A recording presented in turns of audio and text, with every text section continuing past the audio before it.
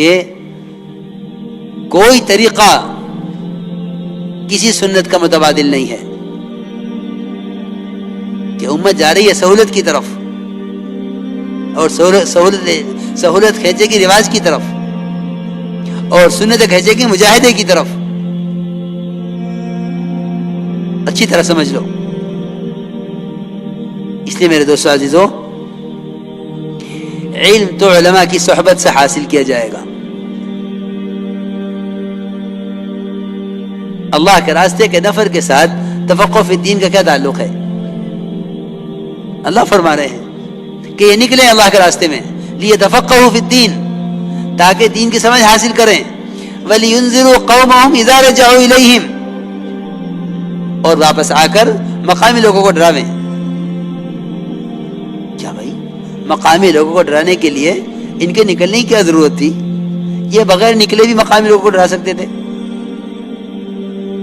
یہ کیا ضروری ہے کہ پہلے یہ نکلیں، اللہ کے راستے میں نکلیں اور تفقہ فی الدین حاصل کریں، پھر جا کر مقامی لوگوں کو ڈراویں؟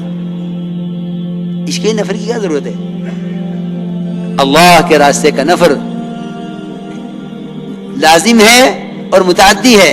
اس آیت کے اندر دونوں چیزیں اللہ نے بیان فرما دی ہیں کہ لازم بھی ہے، متعدی بھی ہے، اپنے لیے بھی ہے، دوسروں کے لیے بھی ہے.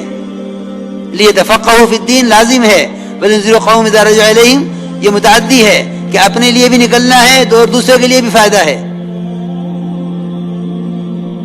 اس لیے میرے دوستو عزیزو، حضور اکرم صلی اللہ علیہ وسلم نے اس علم کی مثال جو خود لے کر آئے ہیں اور ہدایت کی مثال بادل سے دے کر امت کو حرکت پر ڈالا ہے. یہ نہیں فرمایا کہ علماء کنواں ہیں، جس کو علم حاصل کرنا ہو کنویں پر آوے. یہ فرمایا کہ علماء انبیاء کے وارث ہیں اور میرے علم کی مثال بادل کی طرح ہے کہ بادل خود جاتا ہے زمینوں پر. 3 قسم زمین کے بیان فرمائیں. ایک زمین وہ جو پانی کو جذب کر لے اور درخت اور گھاس اگاوے. ایک زمین وہ جو پانی کو جمع کر لے، لوگ پیئیں اور پلاویں.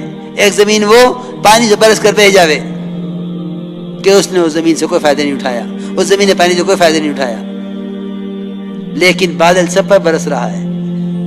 میرے دوستو، بزرگوں، عزیزو، اس طرح علم اور علماء کو حرکت میں رکھا تھا، کیونکہ علم امت کی امانت ہے. علم امت کی امانت ہے، اس امت تک پہنچانا ہے، اس امت تک پہنچانا ہے. جب بھی حضرت عمر رضی اللہ تعالی عنہ کسی کو بھیجنا چاہتے گورنر بنا کر ملک سے باہر، اصل مقصد ہوتا تھا دین کی تعلیم دینا اور ان کے جو مسائل ہوں ان کو بھی حل کر دینا. اور ایک صحابی نے تو انکار ہی کر دیا حضرت عمر کو کہ میں تو گورنر کے لیے جاؤں گا نہیں، ہاں اگر آپ مجھے دین کی تعلیم دینے کے لیے بھیجنا چاہتے ہیں تو میں ساری دنیا میں جانے کے لیے تیار ہوں، جہاں چاہے بھیج دو. اللہ کے نبی کی سنت سکھلانے کے لیے اور قرآن سکھلانے کے لیے اگر آپ مجھے بھیجیں تو میں جانے کے لیے تیار ہوں، لیکن گورنری کے لیے میں نہیں جاؤں گا. میرے دوستو عزیزو، اپنے علم کو لے کر حرکت میں آؤ. حضور اکرم صلی اللہ علیہ وسلم نے اپنے ہر صحابی کو معلم بنایا تھا، متحرک بنایا تھا. معلم بنایا تھا، متحرک بنایا تھا، اور مزاج یہ بنایا تھا کہ دیکھو علم امت کی امانت ہے، اسے امت تک بلا معاوضہ پہنچا دینا.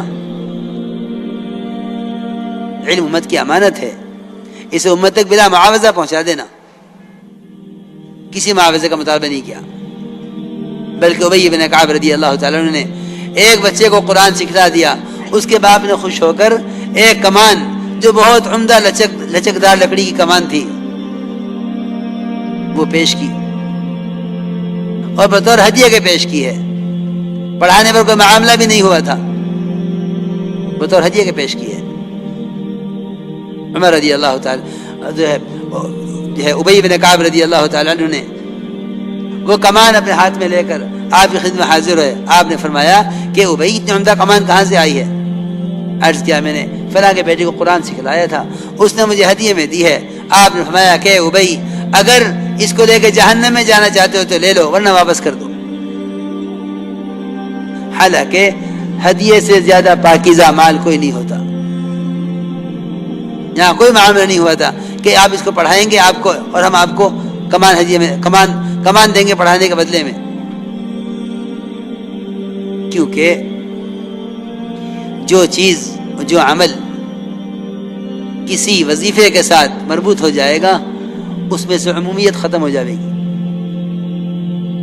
हर एक को मालनी बनाया। आप फरमाया बल्लिगु अन्नी वलो आया, एक आयत भी तुम्हें आती हो दूसरों को पहुंचा दो। यानी सहाबा किराम हुजूर अकरम सल्लल्लाहु अलैहि वसल्लम के हुजरे में जमा थे। आपने एक बात फरमाई, फिर ये फरमाया कि जो यहाँ हाजिर हैं कमरे में, वो बाहर वाले जो अंदर नहीं आ सके उनको पहुंचा दें। इतना, एक आयत भी आती हो तो पहुंचा दो। बल्लिगु अन्नी वलो आया, एक आयत भी आती है तो दूसरों को पहुंचा दो।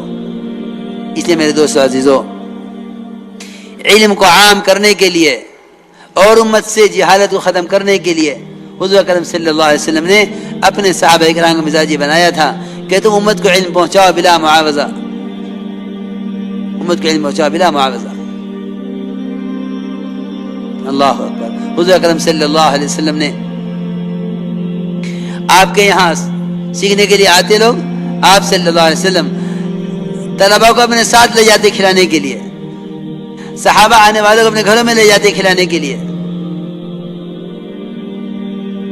और इससे बढ़कर बात तो यह है कि आप सल्लल्लाहु अलैहि वसल्लम के जितने तलबा थे वो खुद लकड़ियां काट के लाते जंगलों से, और उन्हें बेचते और उनसे बकरी खरीदते और ताज़ा गोश्त आप सल्लल्लाहु अलैहि वसल्लम की तमाम अज़वाज मुताहरात घरों में खुद पहुंचाते।